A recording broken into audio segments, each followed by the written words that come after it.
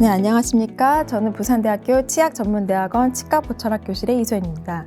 오늘 대한턱관절교합학회와 오스템 대놀이 함께하는 수요 세미나에서 여러분들을 만나 뵙게 되어 매우 반갑습니다.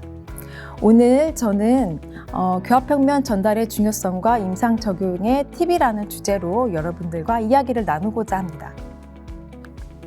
자, 교합평면의 중요성과 그다음에 새롭게 소개되고 있는 조립식의 교합평면 인기장치의 임상 적용 증례에 대해서 살펴보도록 하겠습니다. 자, 여러분들의 치과에는 사진에서 보시는 것처럼 단일 치아의 수복에서부터 자수 치아의 상실을 가진 환자분들이 내원을 하십니다. 또한 심한 우식이나 치주 질환을 가지고 다음과 같이 치아가 또 마모가 심한 환자분들도 많이 내원을 하시고 계시고요. 이런 환자분들에서는 수직고경의 설정이라든지 불안정한 하악의 위치 이런 것들이 또 좀 우리의 치료를 어렵게 하고 있습니다. 요즘 또 의치의 보험화가 되면서부터 보험을 받고자 하는 의치 환자분들이 많이 또 내원을 하고 계신데요. 자, 유지관리를 받지 못하고 교합평면이 또 잘 형성되어 있지 않은 의치를 장착하시면서 사진에서 보시는 것처럼 비대칭적 고릅수가 또 일어난 경우도 많이 볼 수 있습니다. 아래 보시는 것 같은 악골 절제술을 받은 환자는 일반 치과병원에서 많이 보시지 못하시겠지만 또 대학병원 같은 곳에서는 또 환자분들이 와서 치료를 받으시는데 이런 경우에도 많은 또 어려움들이 있습니다. 자, 우리의 구강 건강에 또 큰 영향을 미쳤던 임플란트 치료 많이들 하고 계시죠? 네, 성공적으로 치료가 이루어진다면 정말 좋겠지만 보시는 것처럼 치주적으로나 보철적으로 이런 문제점들이 또 많이 발생을 하고 있습니다. 보시는 것처럼 또 교합평면의 설정이 잘 안 돼 있는 경우에 더더군다나 큰 문제점들을 우리가 확인할 수 있습니다. 자, 그렇다면 우리가 성공적으로 치과 치료를 하기 위해서는 어떤 것들을 또 고려해야 될까요? 다음에 보시는 5가지 교합의 개념들이 기본이 되어야 될 것입니다. 수직적 악관관계, 수평적 악관관계, 그다음에 교합의 평면, 그다음에 악궁의 형태, 그다음에 교합의 양식입니다. 이 중에서 저는 오늘 이 중요한 교합적 고려사항의 코어가 되는 교합평면에 대해서 조금 더 자세하게 다루어 보고자 합니다. 자, 사진에서 보시는 환자분은 이런 환자분들이 이제 내원을 하실 건데요. 사실 구강내를 살펴보면 교합평면이 우리가 생각했던 거와는 다릅니다. 자, 이런 경우는 사진 전달이 잘못되거나 모델 전달이 잘못되는 경우에 일어날 수 있는데요. 그래서 우리가 사진을 전달할 때는 항상 입술의 형태와 같이 이제 사진을 찍으셔야 되는데요. 그럴 경우에는 안모에 맞추어서 입술을 평행하게 만든 다음에 사진을 찍어서 기공실로 전달한다면 보철물 제작하는 데 많은 도움이 될 것입니다. 자, 이런 경우는 아마도 이런 정보 전달이 잘 안 돼 있는 경우에 생긴 보철물이라고 하실 수 있겠습니다. 자, 이렇게 우리가 약간은 부족한 보철물이 만들어졌던 이유들을 생각해 보면 환자와 진료실에서 이루어지는 행위들이 기공실로 잘 정보가 전달이 안 되었기 때문에 일어나는 것으로 볼 수 있겠습니다. 자, 그래서 교합평면에 대해서 잠시 이론적으로 살펴보도록 하겠습니다. 자, 교합평면이라고 하는 것은 3차원적으로 이루어져 있습니다. 우리가 전도면에서 보는 교합평면, 그 다음에 수평면에서 보는 교합평면, 그 다음에 측면에서 보는 교합평면이 이루어져 있습니다. 너무나도 잘 아시겠지만 정면에서 이제 바라보는 교합평면은 우리가 동공간선에 맞춰야 된다고 알고 있는데요. 이 동공간선은 물론 안모와 조화를 이루어야겠죠. 만약에 동공간선의 위치가 기울어져 있거나 한다고 했을 때 일부러 그 위치에 맞추지는 않겠죠. 그래서 안모와 조화로운 동공간선이 이루어졌는지 우선 확인을 해보셔야 되실 겁니다. 그리고 우리가 상악 전치부의 위치를 결정하는 게 굉장히 중요한데요. 상악 전치부의 위치는 지금 보시는 것처럼 그러니까 입체적으로 한번 보셔야 됩니다. 전후방적으로, 수직적으로, 수평적으로 안모와 조화로운 형태가 되어 있는지 확인을 하고 교합평면을 설정을 하게 됩니다.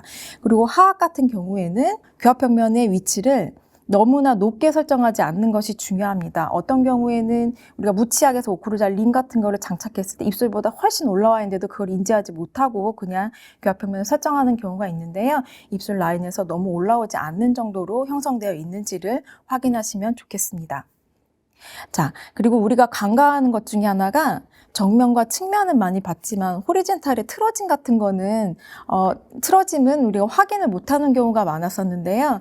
지금 보시는 것처럼 우리 이 안모 중에서 고루스가 가장 별로 많이 일어나지 않고 스킨이 가장 얇은 곳은 수프라오비탈의 상방 10mm 지점이라고 합니다. 이 두 지점을 연결한 SH 라인이라고 하는 것을 기준으로 해서 우리가 앞골의 틀어짐을 또 확인을 하실 수 있겠습니다. 자, 그리고 우리가 너무나도 잘 알고 있는 측면에서의 교합평면은 여러 가지가 있는데요. 그 중에서도 교합적으로 우리가 직관적으로 볼 수 있는 캠퍼 플랜을 많이 사용하고 있습니다.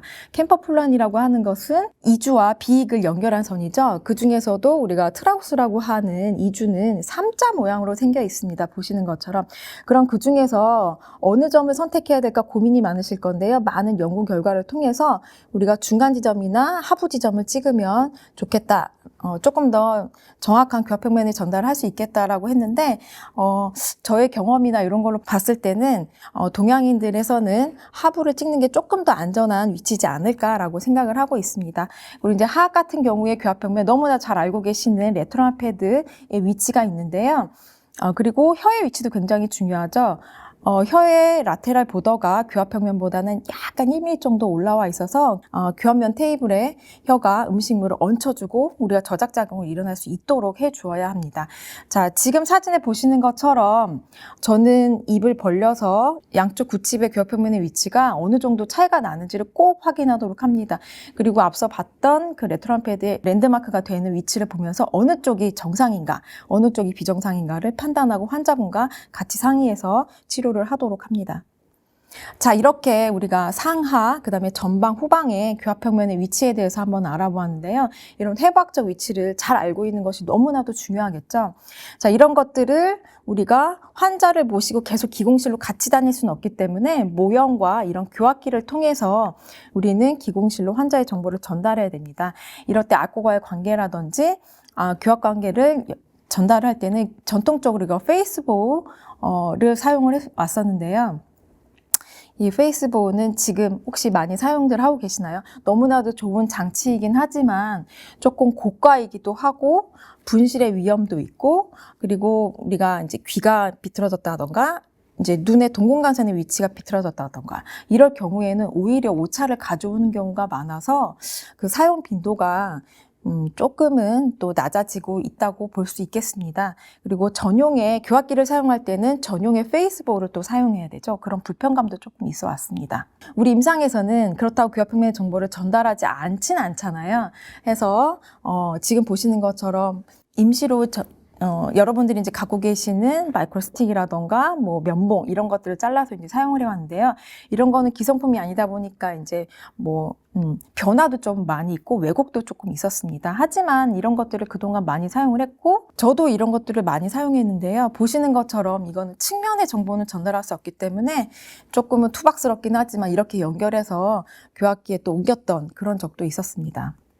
자, 그리고 요즘에는 캐드캠 시스템이 발달함에 따라서 디지털로 보철면을 만들어지는 경우가 많기 때문에 어떻게 하면 교합평면의 정보를 전달할까 많이 고민했었고요. 지금처럼 임시 스틱을 가지고 또 디지털 스캔해서 교합평면의 정보를 전달하는 이런 방법들도 저는 또 사용을 해왔었습니다. 자, 이렇듯 우리는 교합평면의 정보를 잘 전달을 간단하고 쉽게 하기 위해서 여러 장치들을 그동안 고안해 왔습니다. 그리고 최근에는 페이셜 스캐너로 스캐닝하는 방법들도 많이 소개가 되고 있는데요. 사실 페이셜 스캐닝을 할 때에도 여러 가지 지그가 또 이용이 되고 중첩 과정이 많이 필요로 합니다. 그리고 최근에 소개되고 있는 많이 사용하고 계시는 스캐너 같은 경우에도 많은 발전이 있어 왔지만 어쨌든 이 고가의 장비를 마련해야 된다는 단점이 또 있었죠. 이런 것들의 단점을 보완하고 장점에 대한 부각을 시키고자 간단한 조립식의 교합평면 인기장치가 요즘에 소개되고 있어서 저도 이 시간에 한번 여러분들과 이야기를 하고자 합니다. 자, 이 장치는 여러 보철과 교수님들과 임상가들의 의견을 종합해서 이제 만들어졌고요. 구성 성품을 한번 보도록 하겠습니다. 중앙에 팝 스틱이라고 하는 것이 있고요.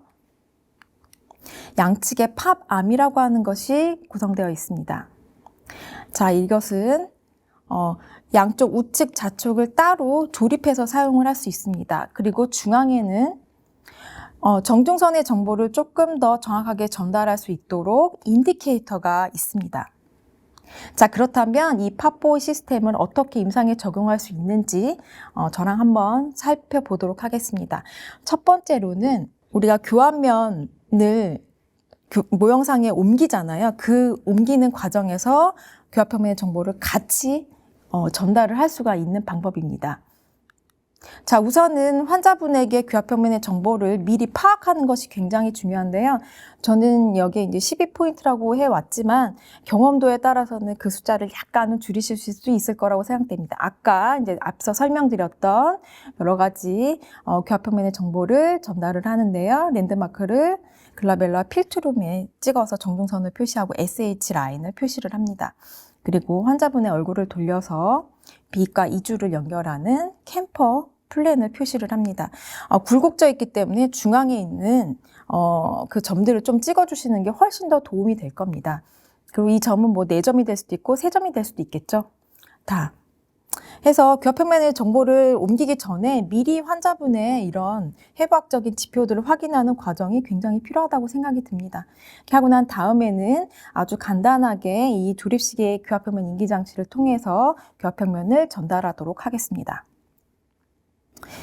우선은 랜드마크를 확인을 했고 팝4의 구성 성품을 연결을 합니다. 그리고 미리 한번 얼굴에 한번 대보죠. 그리고 아까 조금 더 정확하게 정중선의 정보를 전달하기 위해 필요했던 인디케이터도 같이 장착을 해줍니다. 실리콘 교환면 인기하는 재료를 가지고 같이 사용하는데 이때 조금 주의해야 될 것은 소구치에서부터 소구치까지 좀 충분하게 또 사용을 해주셔야 된다는 것입니다. 너무 작게 사용하면 이게 견고하게 붙어있지 않거든요. 그리고 필요하다면 다시 한번 추가해서 해주시면 될 거예요. 정면에서 동공간선에 맞추어서 수평면을 잡고 후두부로 와서 아까 봤던 SH 플랜에 맞춰서 앞골에 틀어짐이 없는지 확인을 하셔야 돼요. 여기서 굉장히 오차가 많습니다. 그리고 한 2분 30초 정도 다 움직이지 않을 정도로 아주 단단하게 경화가 되고 나면 오른쪽 왼쪽 표시났던 캠퍼 포인트를 가지고 확인을 하면서 캠퍼 플랜을 인기해 주시면 될 것 같습니다. 자, 그리고 조금 더 정확하게 표시를 하고 싶다면 인디케이터 위에 우리가 선을 그어서 표시해 주시면 좋을 것 같습니다. 내가 약간 좀 삐뚤어지게 한 것 같은데 라고 하면 다시 저기다가 정확하게 해주시면 될 것 같습니다. 그래서 구강 내에서 제거를 하면 다음과 같이 단단한 채로 같이 이제 이동을 하실 수 있습니다.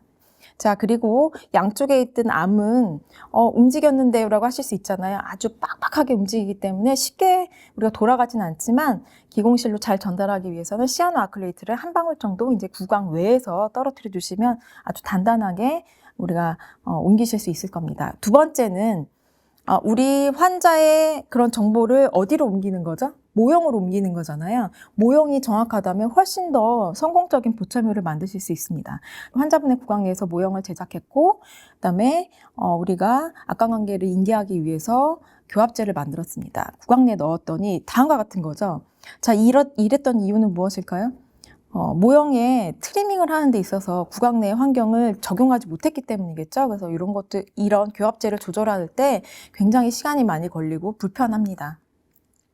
자, 이 환자분은 이런 과정을 거쳐서 안정적으로 이제 최종 보철물을 장착하게 되었고 처음과 비교해 본다면 안모 형태도 많이 개선된 것을 확인하실 수 있습니다.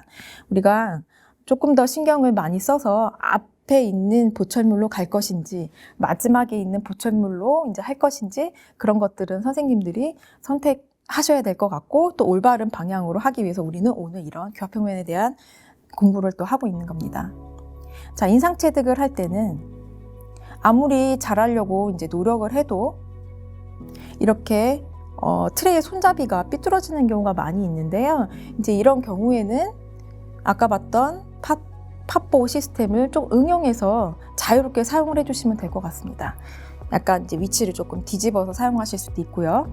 자, 정면에서 확인을 하고 후두부로 넘어가서 사진에서 보시는 것처럼 틀어짐을 잡습니다. 교합면 인기제와 함께 구강 내 그 교합 상태와 함께 인계했던 것과 마찬가지로 트레이 손잡이에서 쉽게 또 사용해 주시면 되고요. 먼저 연결을 해도 되지만 좀 번잡스럽다면 이제 경화가 된 다음에 나중에 연결을 해주셔도 될 것 같습니다. 아까와 같은 방식으로 이제 진행을 하시면 되겠죠.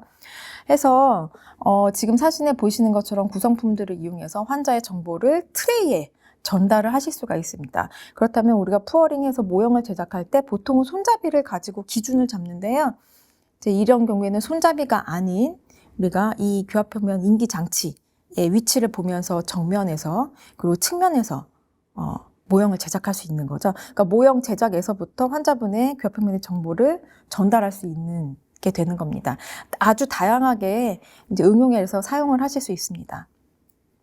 인상체 혜택을 하고 나서는 우리가 총이치를 제작을 할 때 만드는 비딩, 박싱하고 푸어링하는 과정에서도 이런 것들을 기준으로 해서 박싱을 한다면 훨씬 더 수월하게 모형을 제작할 수 있고 트리밍하는 그 빈도도 아주 낮아질 수 있습니다.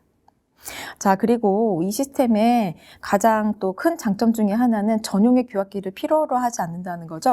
지금 이렇게 보시는 것처럼 여러 가지 아주 그냥 간단한 규합기에서부터 우리가 많이 사용하는 세미 아티큘레이터까지 적용해서 사용하실 수 있습니다. 자, 세 번째는 우리 요즘에 만들어지는 이 보철물은 진의 전통적인 방법과 함께 디지털 방식을 많이 사용을 하고 있습니다. 근데 이 디지털 방식이 많은 발전을 해왔지만 그 중에서도 가상 공간에서 치아를 어떻게 배열을 하는가, 교합평면을 어떻게 둘 것인가 이런 것들은 아직도 우리가 해결해야 될 것이라고 이제 보고 있는데요. 아무리 잘 정확하게 그러니까 인상을 체득을 하고 디지털 인상을 체득했더라도 디지털상에서 배열을 잘못하는 것, 이건 이제 교합기 마운팅을 잘못하는 것과 같은 거죠. 그런 다음에 보철물이 정확하게 또 나올 수가 없습니다. 그래서 이런 것들을 어떻게 전달하면 좋을까, 어떻게 정확하게 전달할 수 있을까 이런 거에 대한 고민을 또 많이 하게 되고요. 우리 요 간단한 장치가 이런 것들을 도와줄 수 있습니다. 구강 내 스캐너를 가지고 한다든지 아니면은 탁상용 스캐너를 가지고 이용한다든지. 자, 그 방법을 한번 간단하게 볼 건데요. 다음에 환자분은 상하게 악골 절제술을 받으시고 나서 빨리 임시 의치를 좀 장착하고 싶다라는 주소로 내원을 하셨고, 자, 구강 내는 웨이브 양호한 것처럼 보이지만 안모 형태는 약간 또 기울어진 형태로 또 보실 수 있습니다. 변화된 형태가 있었죠. 그래서 모델을 제작하지 않고 절제 수술을 받은 환자분 같은 경우에는 클로저가 안 되는 경우가 많기 때문에 우리가 일반적인 인상 체득하는데 조금 어려움이 있습니다. 이럴 때 디지털 인상 체득을 하면 굉장히 많이 도움을 받을 수가 있겠죠. 그래서 팝보 시스템을 적용해서 정확하게 환자분의 교합평면의 정보를 전달하려고 했고, 구강내 스캐닝을 한 후에 다음과 같이 저 위에 보시는 것처럼 우리 팝보 시스템이라고 하는 것은 같이 스캔이 가능합니다. 그 방법에 대해서 한번 살펴보도록 하겠습니다. 자, 아까 앞서 여러 번 이제 설명드렸던 것처럼 안정적으로 구강 내에서 이 팝보 시스템과 실리콘 교합면 인기제가 잘 이제 경화가 되어 있다면 그 다음부터는 스캐닝을 하실 수 있습니다. 자, 보겠습니다. 처음에 치아와 팝보 중앙부에 있는 실리콘 바이트 인기제와 함께 충분히 스캔을 해주십니다. 아주 스캔이 잘 되고요. 상부에는 스캔이 잘 될 수 있는 상부 돌출부가 있는데요. 이때 한 방향으로 천천히 스캔해 주시는 게 굉장히 중요합니다. 그리고 우리가 측면의 정보도 같이 전달하고자 한다면 팝 암의 돌출부에까지 스캔을 하셔야 되고요. 한번 멈춘 다음에 다시 이제 거꾸로 돌아가시는 게 아니라 멈춤하고 중앙에서부터 다시 시작해서 반대측을 스캔해 주시면 더욱 좋겠습니다. 지금 사진에 보시는 것처럼 이 암의 위치도 약간만 스캔을 해주시면 나중에 중첩 과정을 통해서 캠퍼 플랜을 전달할 수 있습니다. 그래서 주의할 것은 스캔하는 동안에 팝보를 건드리거나 다른 연조직 부위가 움직이지 않도록 주의해야 되기 때문에요. 지금 보시는 것처럼 리테이션을 확실하게 하고 움직이지 않아야 됩니다. 그리고 입을 벌린 상태가 아닌 교합 상태 스캔해 주시고 남아있는 치아들을 어느 정도 이제 스캔을 해주셔야 그냥 치아만 스캔되어 있는 정보와 잘 중첩을 하실 수가 있습니다. 자, 제가 이제 A사의 스캐너를 가지고 했는데요. 다음과 같이 B사에 있는 스캐너를 가지고도 아주 중첩이 잘 되고 있습니다. 최신에 나와 있는 그 스캐너들은 이 장치도 아주 스캔이 잘 되더라고요. 보시는 것처럼 팝 암의 부분까지 스캔해 준대요. 끝까지 하실 필요는 없습니다. 그 방법에 대해서는 제가 이제 후에 알려드릴 거고요. 자, 구강내 스캐너가 없다라고 하시면 이런 것들을 기공소에 전달해서 이렇게 탁상용 스캐너로 안전하게 또 스캔을 하실 수도 있을 거고요. 보시는 것처럼 이 갖고 있는 그 스캐너의 종류에 따라 스캔되는 범위가 좀 달라지기 때문에 뒤에 있는 이 암의 길이는 약간 잘라서 사용을 하셔도 되실 것 같습니다. 다음과 같은 워크플로우로 이루어질 거고요. 우리가 여기서 포인트로 봤던 그 구강내 이제 가상 공간에서 구강내 환경을 그대로 옮겨서 귀압표면 정보를 전달할 수 있는지 지금은 이렇게 스캔을 하고 우리가 라이브러리화 되어 있는 구성 성품의 그 파일들을 이제 중첩시키는 과정입니다. 제가 아까 이제 암 같은 경우에는 조금만 스캔해 주셔도 된다고 했는데요. 이렇게 라이브러리를 갖다 붙이면 우리가 이제 진료실 했던 것처럼 똑같이 이제 전달을 하실 수 있을 거고, 가상의 귀압기를 같이 장착을 해서 배열을 하실 수가 있습니다. 자, 이렇게 해서 이 환자분께는 프린팅을 해서 이제 구강내에 넣어드렸고요. 그 다음번에 이제 다시 오셨을 때 구강내에 장착해 드리도록 했습니다. 물론 배열이 굉장히 좋아 보이지만 이렇게 배열이 좋은 환자뿐 아니라 배열이 안 좋아 보이는 환자분들에게도 충분히 이제 이 방법은 적용시킬 수 있으실 겁니다.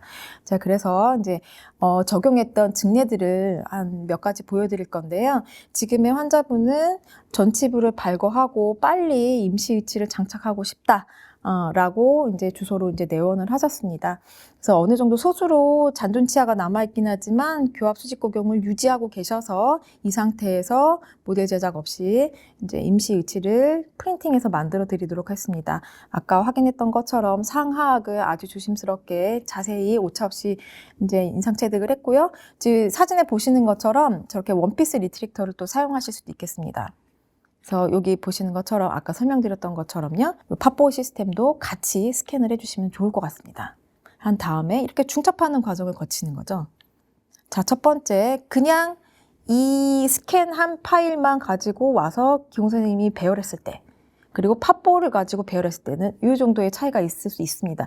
자, 이 정도의 차이가 작게 느껴지시나요? 이런 상태에서 우리가 보철물을 만들고 장착을 했을 때 우리 전치부에 이런 수평면이 조금만 기울어져도 우리가 진료실에서 엄청나게 많은 시간을 들여서 수정을 해야 되잖아요. 그런 것과 함께 수평면이, 귀압표면이 기울어지면 또 정중선도 기울어지게 되죠.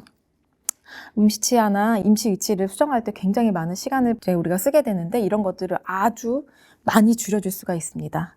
자, 해서 구강내에 아무 이제 우리가 수정 없이 이제 장착한 모습이고요. 자, 환자분은 이렇게 다시 한번 보겠습니다. 이렇게 장착을 해서 이제 우리가 전치부 이제 뭐 가이던스라든가 이런 걸 다시 한번 확인을 해드렸고요. 불편감 없이 임시 위치를 장착하고 이제 치료를 받으셨던 케이스였습니다. 또 다른 환자분의 케이스인데요. 지금 제가 이 환자분 같은 경우에는 치은 색깔의 레진을 또 올려드렸습니다. 이렇게 또 필요에 따라서는 치은 색을 올려주시면 훨씬 심미적인 보철물을 만드실 수 있을 겁니다. 자, 아까 우리가 구강내에서 오차가 생기게 봤던 케이스가 있었잖아요. 그 두 케이스를 어떻게 치료했는지 한번 보도록 하겠습니다. 자, 보시는 것처럼 엇갈린 교합을 하고 있고요. 아까 우리가 조금은 부족했던 이 보철물을 장착을 하고 계셨는데 아마도 이 치료를 하실 때 남아있는 보철물에 대한 고려가 잘 안 됐다든지 환자분이 그냥 이 상태로 쓰고 싶어요 라고 했다든지 뭐 이런 여러 가지 히스토리가 있었을 거라고 저는 생각을 하고 있습니다. 그래서 환자의 안모를 보시면 굉장히 이 연조직도 안면 근육도 많이 기울어져 있는 것을 보실 수 있고요. 이 환자분은 턱관절 질환이 굉장히 심해서 많은 불편감을 또 겪고 계셨습니다.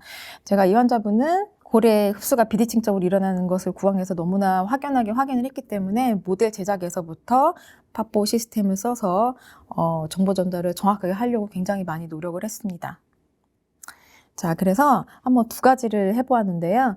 한 번은 이제 저쪽에 있는 케이스 같은 경우에는 모델의 정보를 주지 않았고, 여기는 팝보 시스템을 이용해서 모델의 정보를 주었습니다. 아까 말씀드린 것처럼 구강외에서 장착한 걸 제거를 해서 시아노 아크릴레이트로 이제 이렇게 적용을 해주시면 움직임 없이 잘 전달이 됩니다. 자, 두 모형은 굉장히 달라 보이죠? 제가 어떤 가이드를 주지 않았던 모형 제작과 가이드를 팝보 시스템을 통해서 이제 가이드를 준 모형은 확연하게 차이가 있습니다. 자, 림을 제작을 했고요. 하악도 마찬가지입니다. 그 오클루자 림 교합제를 제작했습니다. 구강내에 넣었습니다. 자, 저 첫 번째 보이시는 오클루자 림은 아마도 저렇게 그냥 만들어진다면 아까 처음에 장착하고 계셨던 그 의치와 같은 형태로 또 만들어지겠죠? 어쩔 수 없겠다라고 또 생각이 드실 수도 있겠고요. 그다음에 두 번째는 우리가 모형상에도 교합평면의 정보를 전달하고 나서 이제 만든 림의 형태입니다. 확연하게 차이가 나고, 자, 이런 경우에는 우리가 교합평면에 원래 기존에 했던 교합평면보다 높은 치아랑 바이트 되는 곳은 어쩔 수 없이 이제 삭제를 좀 해서 정확한 교합면을 형성하도록 하고, 자, 정확한 진단 모형을 통해서 환자분께 어떤 치료가 더 필요한지 지금 있는 자연치를 어느 정도 삭제된 또 가이드를 분명히 주고 같이 상담을 해 주셔야 됩니다.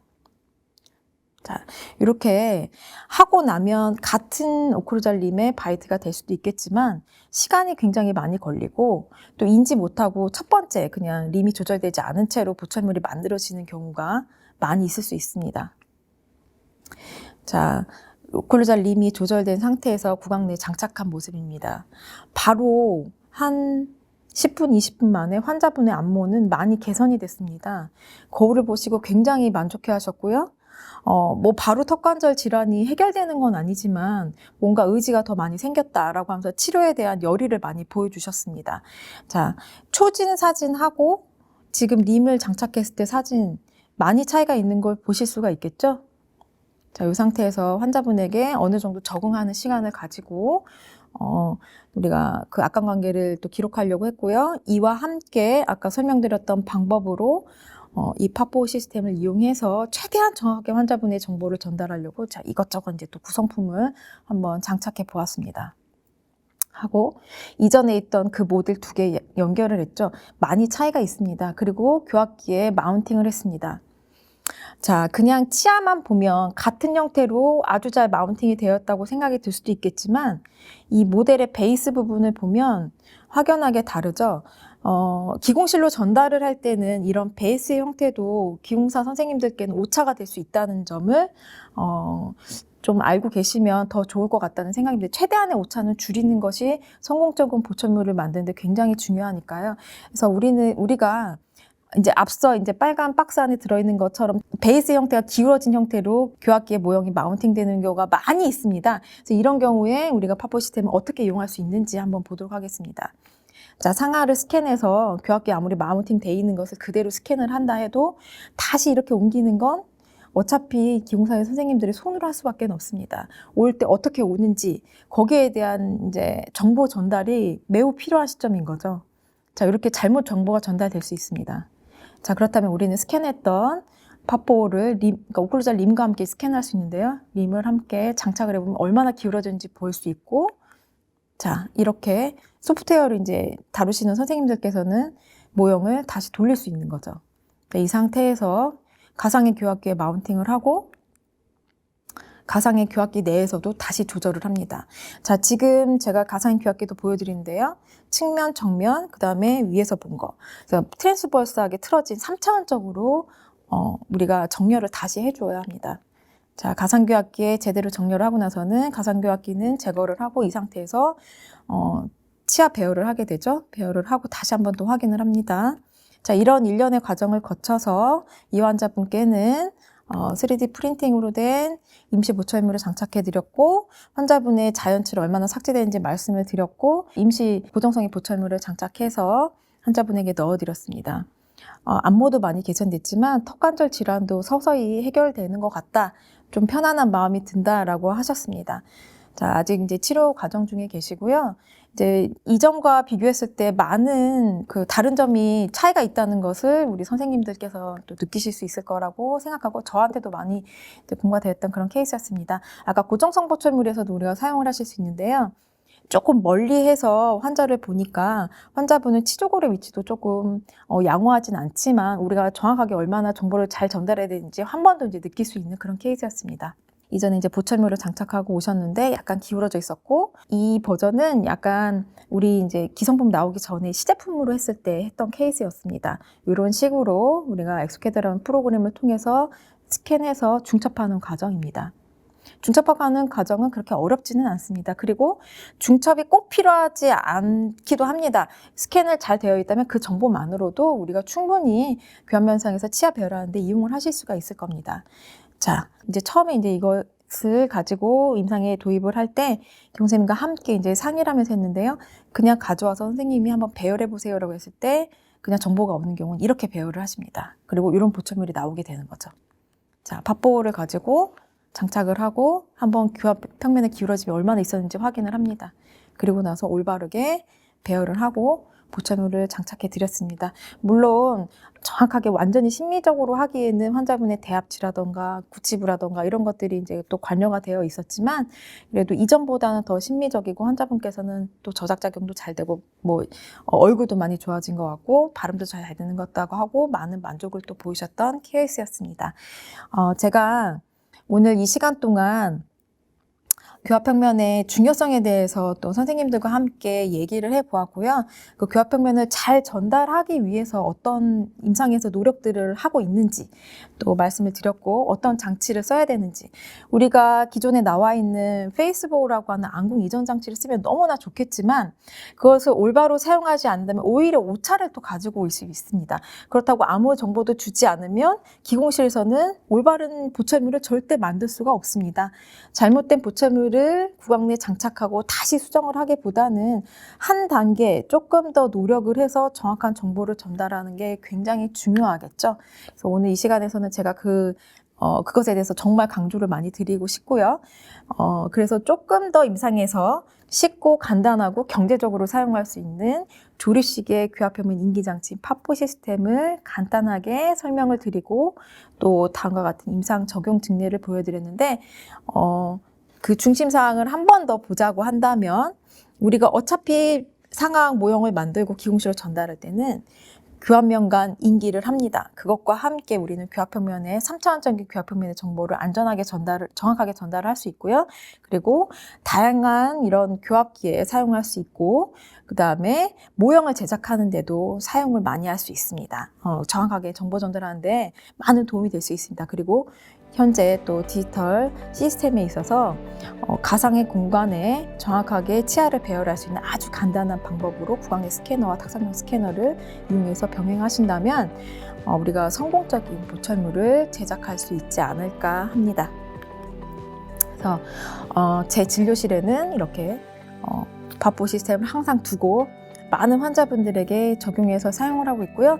선생님들이 그렇게 힌지 아티큘레이터라고 하는 아주 간단한 교합기에서조차 우리가 교합평면의 정보를 3차원적으로 전달할 수 있다는 게 얼마나 큰 장점입니까?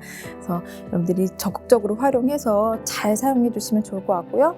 이렇게 환자분의 정면에, 측면에서 교합평면의 정보를 함께 확인하면서 성공적인 보철물을 또 성공적인 치과 치료를 하시기를 바라며 오늘의 이 강의가 선생님들에게 많은 또 도움이 되셨기를 바랍니다.